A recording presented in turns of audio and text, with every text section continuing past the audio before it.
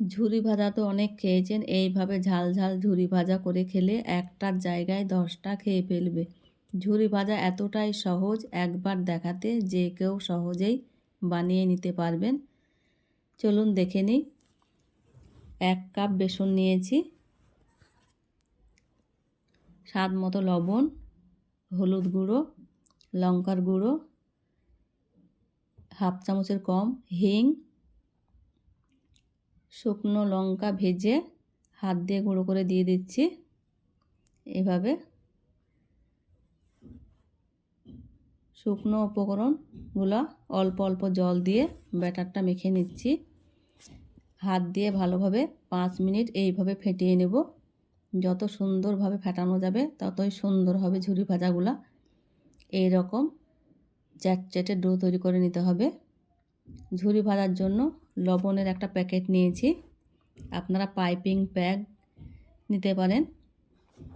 চামচে করে ব্যাটারগুলা লবণের প্যাকেটে ভরে নিচ্ছি।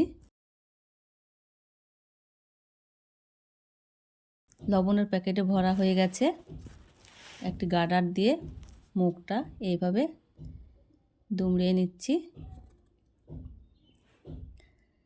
কাঁচির সাহায্যে মুখটা ছোট্ট করে কেটে নিচ্ছি।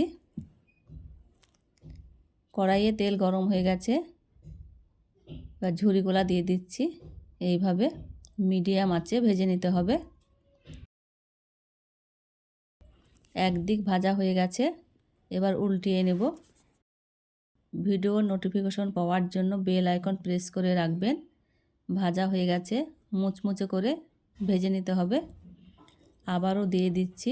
ভিডিওটি না টেনে পুরো ভিডিওটি দেখে নেবেন। দেখুন কত সুন্দর হয়েছে। আপনারা বাড়িতে এইভাবে করে দেখতে পারেন।